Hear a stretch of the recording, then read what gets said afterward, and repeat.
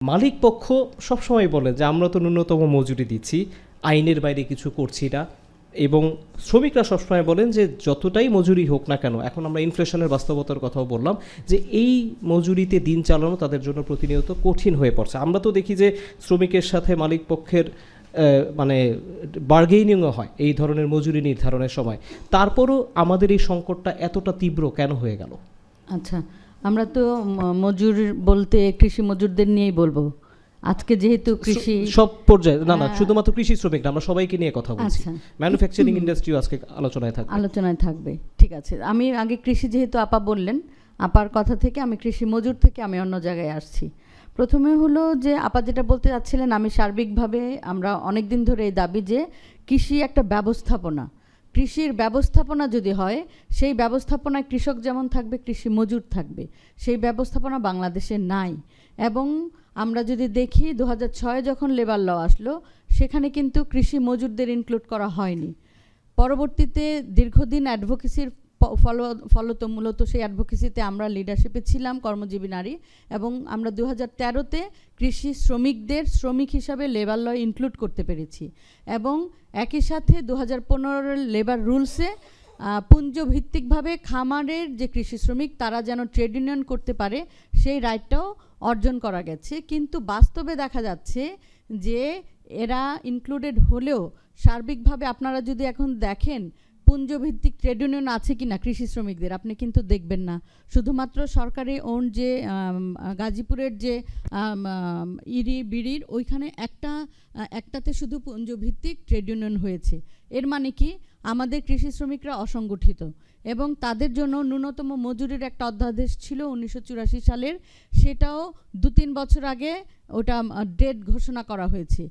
বলা হয়েছে যেহেতু ওরা শ্রম আইনে অন্তর্ভুক্ত হয়েছে, তাহলে এখন মজুরি তারা দিন দরবার করে নেবে। কিন্তু আমাদের যে ন্যূনতম মজুরি বোর্ড, সেই মজুরি বোর্ডে কিন্তু এখন পর্যন্ত কৃষি খাতকে অন্তর্ভুক্ত করা হয়নি।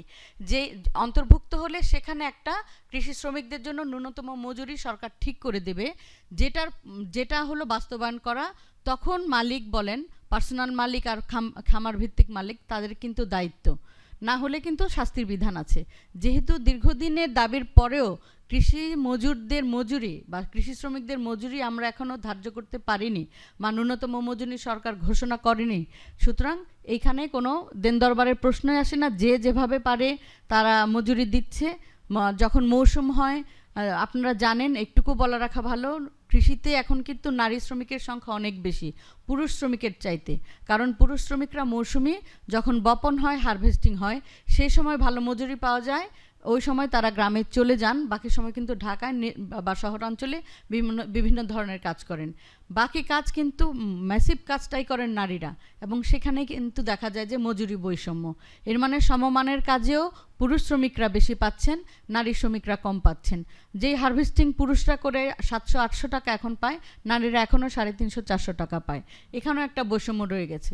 যদি ন্যূনতম মজুরিটা কৃষি শ্রমিকদের জন্য ঘোষণা হতো, এই প্র্যাকটিসটা করা যেত না। যেখানে ন্যূনতম মজুরি নিশ্চিত করা হয়েছে সেখানেও তো শ্রমিকরা ভালো। হ্যাঁ, এবার আসি ম্যানুফ্যাকচারিং বা ফর্মাল সেক্টরে যেটা বলছেন, সেখানে যদি আমরা দেখি, সেখানে কিন্তু কৃষি শ্রমিক বা অপ্রাতিষ্ঠানিক খাতের শ্রমিকের চাইতে অনেক ভালো। যেমন গার্মেন্টস শ্রমিকদের জন্য 12,500 ন্যূনতম মজুরি, সেটা কিন্তু দিতে বাধ্য এবং দিচ্ছেই।